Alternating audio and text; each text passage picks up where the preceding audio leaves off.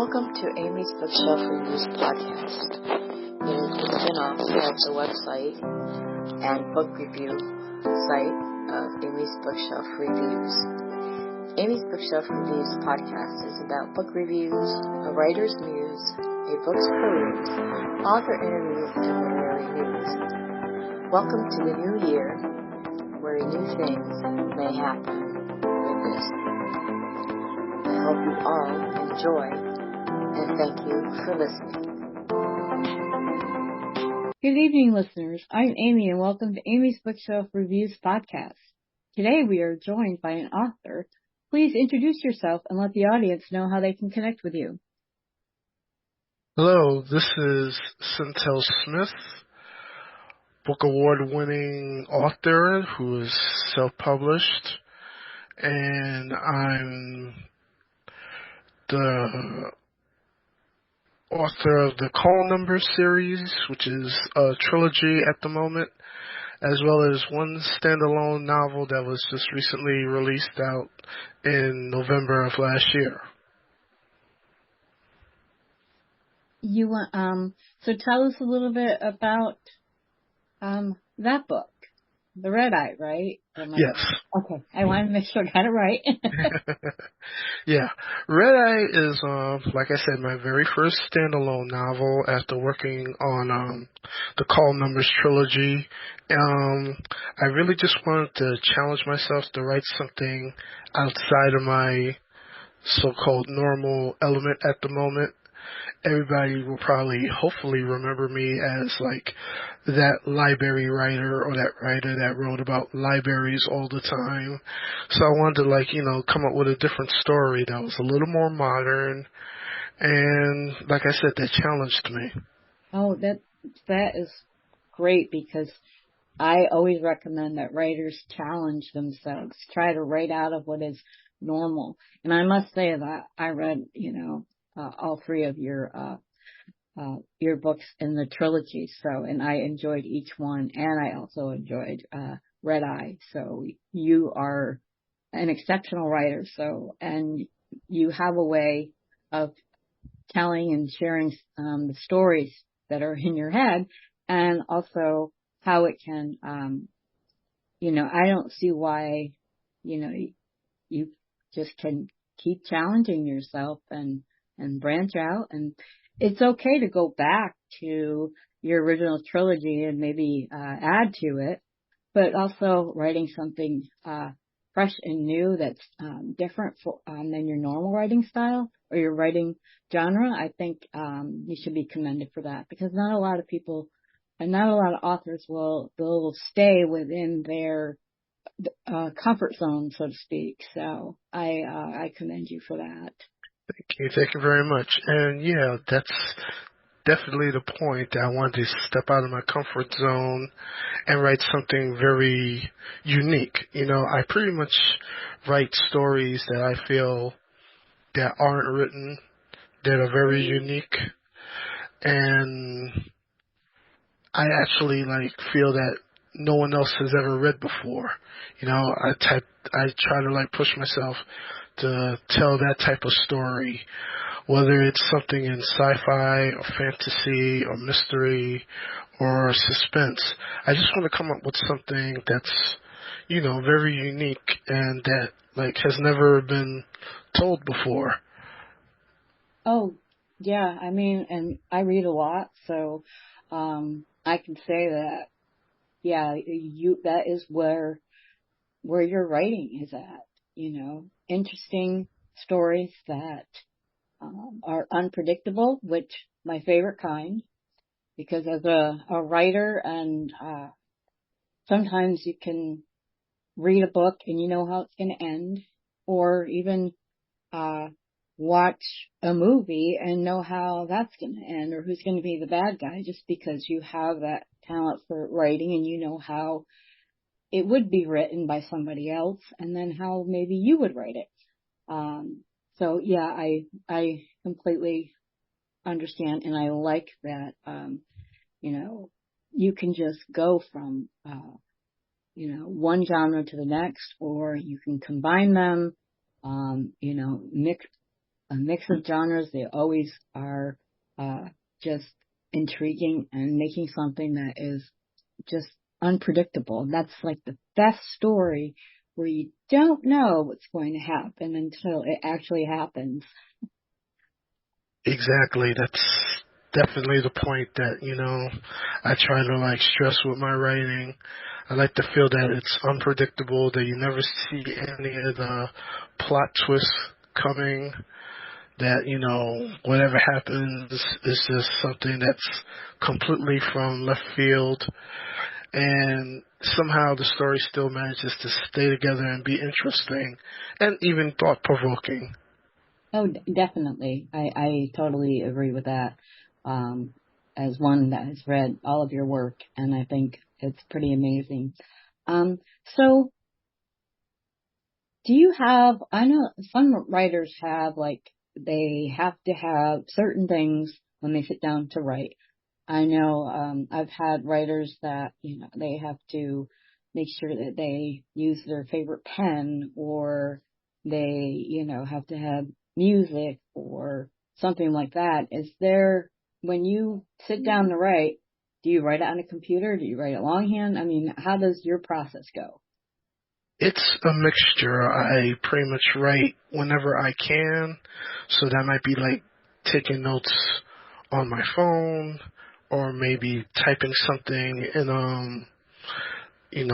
one of my like Google Notes or something like that, Google Notepad or Google Drive, just something that's like I'll forget if I don't write it down.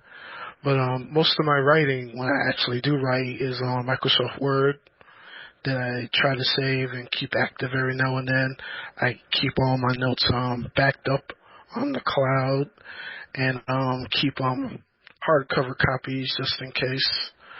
I keep an actual notebook or several notebooks with some of my notes and everything. So I pretty much use everything I can to actually write. I have a tablet, I have a phone, I use the cloud, I use my computer, I use a laptop even. Just anything that I could think of. No, Cause, that's great. Yeah. yeah, because you never know.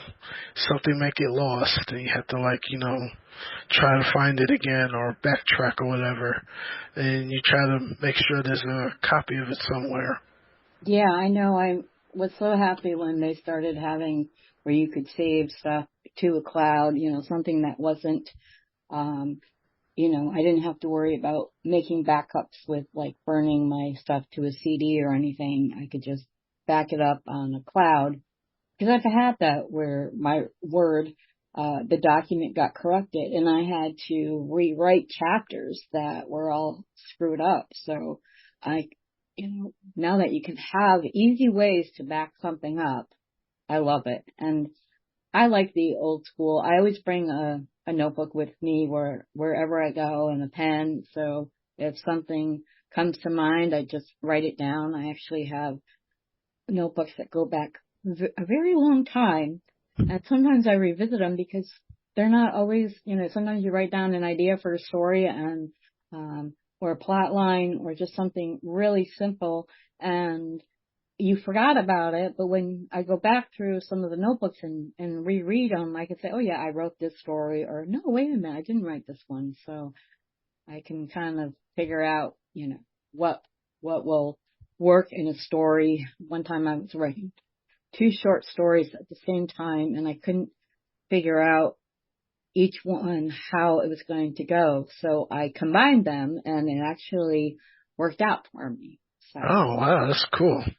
I had never done that before, but it worked. One was kind of like a prologue to the second one. So the thinking and the idea fit. It was just two different ways. It was like an apocalyptic event of, where this guy at this, computer that was made up out of, rocks and minerals. He became self-aware and decided to, gain power from the sun, but he made an explosion in space, and the planets kind of all moved around like billiard balls, and it really screwed up the gravity and of the globe, and it was just kind of something like that. I love geology, so studying that kind of stuff and doing research, I thought it was kind of fun. Oh, wow, that is awesome. Thank you. So, is there, like you talked about when you get ideas, is there certain things that like kind of inspire you? I mean, I know sometimes I people watch and, not like the creepy kind of people, but, just kind of seeing how people interact with each other, and then I'll get an idea and make some notes. But, is there some things that inspire you? Yeah, it's kind of funny. Redeye itself was inspired by a song that I heard for the very first time a while ago by Kid Cudi. He's a rapper slash singer, and he had this song with the trio Haim that was, the title track called Redeye, and I just automatically create a story just from hearing the song over and over again. So it's funny, inspiration can come to you anytime from anything, whether it be like, a song lyric, a TV show, or even, any other idea that you make from, experiencing something else in life as it is. It may inspire you to actually come up with a story. So it was very interesting that I managed to just come up with this whole, I guess you could say, story of closure with this one person who had experienced a lost love, and hopefully, even though he's married and everything, he gets the idea of closure, closing that book with the former other relationship, all from just a song. And that's what makes Redeye pretty much stand out. Oh, definitely. Yeah, it definitely stood out. Why don't you talk a little bit more about Redeye? Kind of give us just, you don't have to read an excerpt or anything, but just give us like, in general, what the story is about, the title character, kind of, share a little bit about the story, and without giving anything away. Right, I'll try not to, but basically Redeye is a modern story. It takes place in 2016, and is about this, I guess you could call him like a Renaissance person. Mm-hmm. He does a whole myriad of different little gigs and jobs. He's a DJ, he's a stand-up comedian, he's a writer, he's a photographer. He does all these little gigs and everything because at one point in his life he was very, very overweight and managed to somehow get like the medical procedure known as the gastric bypass surgery approved for him, and he ended up losing a whole lot of weight. So he like got a new lease of life, you could say. And despite, meeting someone that he went on to marry and was also big, she ended up deciding to join him on his weight loss journey and lose the weight, I guess you could say, through the regular way, through exercise and, Diet and all that. Yeah, pretty much. And they've grown as a couple together, but they weren't used to all the attention they get now. Once they were like, I used the light term, they were like Mike and Molly before the show Mike and Molly. Right. So they were both big, and now they're both a little more attractive and thinner and everything like that. And they're not used to that actual lifestyle or the attention that they both receive. Right. And they've sort of come a path to, like, falling into a rut, which usually comes with married life, depending on, Yeah. if someone's been married for like 10, 15, almost 20 years, they could get into a rut. And they almost feel like they're passing each other by. He's too busy doing things, and she's in between jobs, and unfortunately can't find the next thing that she wants to do. So she's pretty much at home, still trying to, like, find something, but they're also being supported by her rich parents and everything like that. Oh. So they're on, like, two different paths, like I said, passing each other in the night, and through a weird um a weird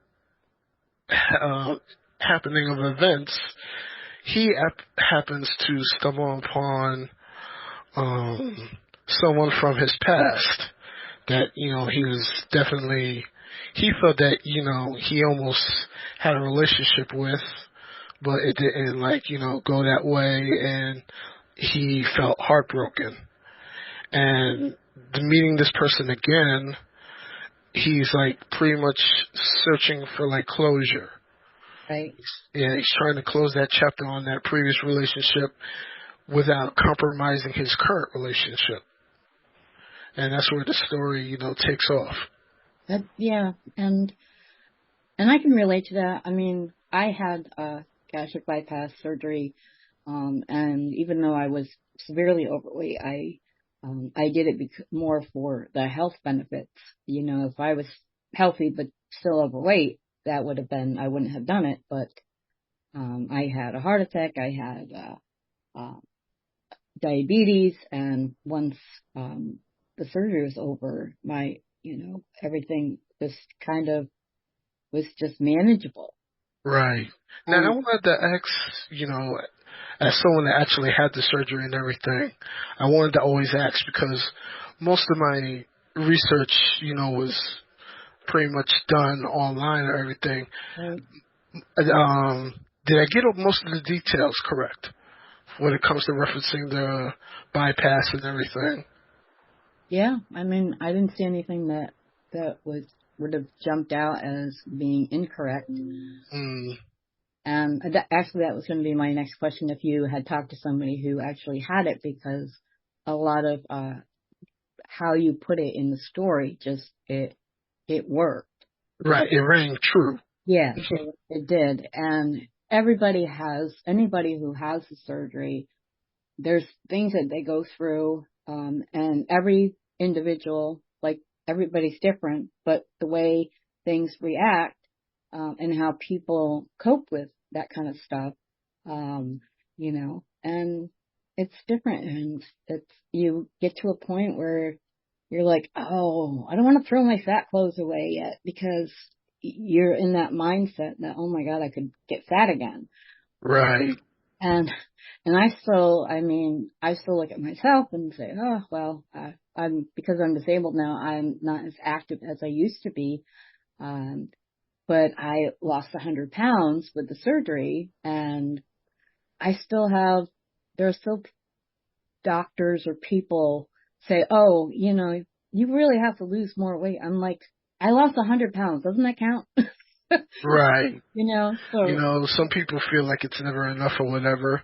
Yeah. And some other people, like, I think that term is called plateauing, where they just end up, That's where maybe I'm at. gaining, right. Maybe get some of the weight back, or they just don't feel like they lost enough, and they just get stuck. Yeah. They end up plateauing. Yeah, I'm like stuck in these 10 pounds.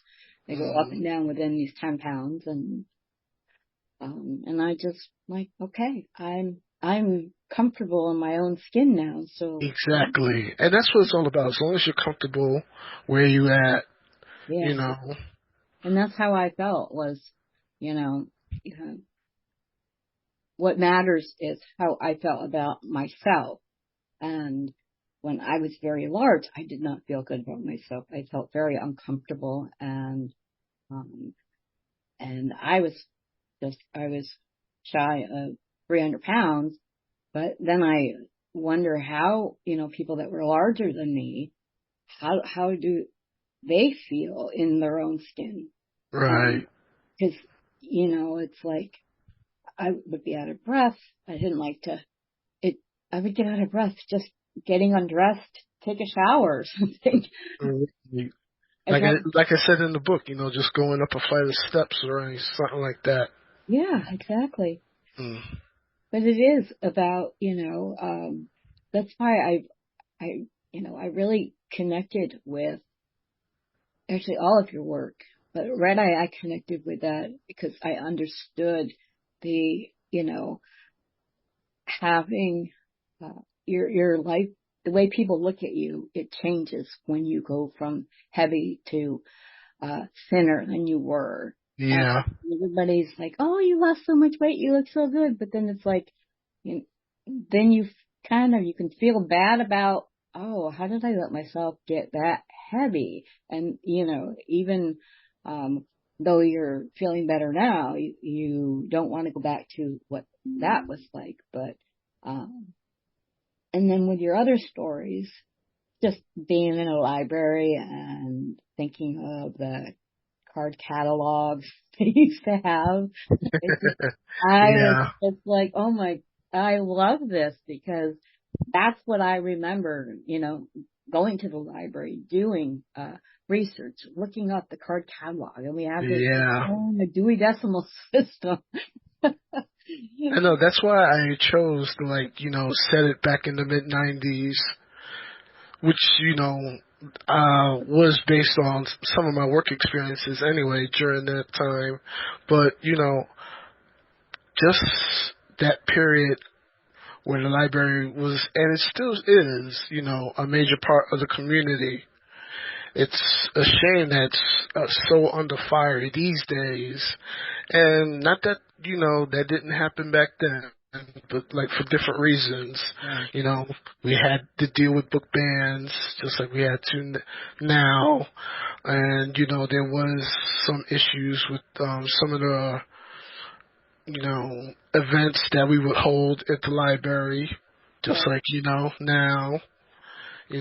It's funny that, the same issues that we're going through now happened back then. And that's why I eventually plan to highlight and show in future stories of the series as as it continues.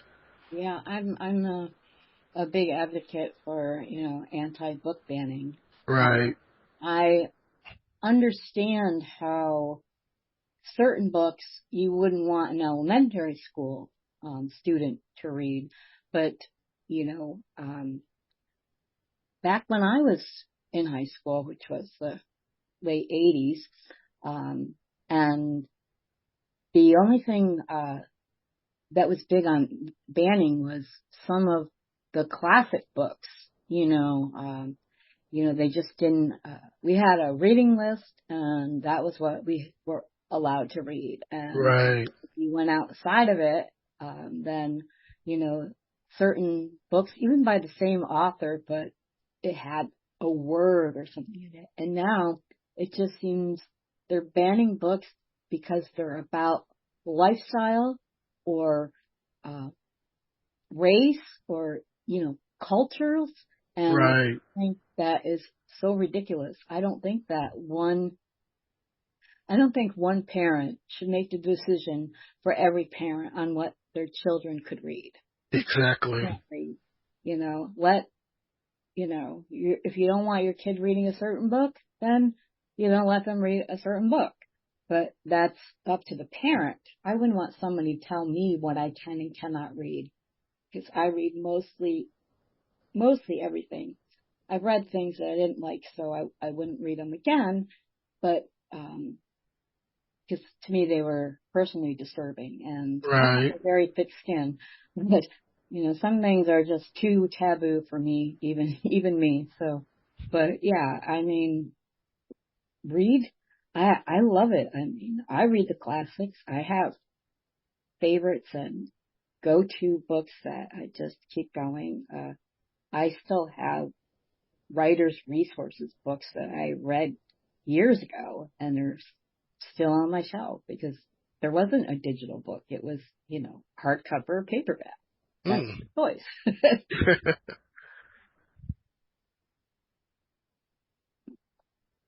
But yeah, I mean, if you go back and you add to, your trilogy, there's a lot of stuff in the world that can inspire you just with that. Yes, definitely. And that's the idea. I pretty much have like a set schedule. I want to release like 3 books for the trilogy, and then 3 standalones. Then 3 more books related to the series, and then 3 more standalones. Just alternating on that. And like I said, just keep challenging myself and pushing myself to think outside the box and write, you know, captivating stories, but unique stories that I feel that I've never come across before, never read before, and, hopefully will be interesting enough for someone else to read. Do you have,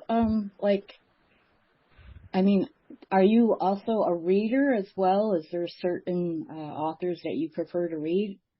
Yes, I've been a big fan of Walter Mosley and his Easy Rawlins mysteries. That series has really been a big impact on inspiring me to write, but I pretty much read whenever he comes out with a new one almost immediately. I'm still into James Patterson and Alex Cross series. Yeah, I love that. Yep. I'm real excited by the series that just came out by Amazon. Yeah, no, I can't. I can't wait to start watching it. I have a list. Yeah, and I hopefully one day I'll actually see like Easy Rawlins on the screen as well.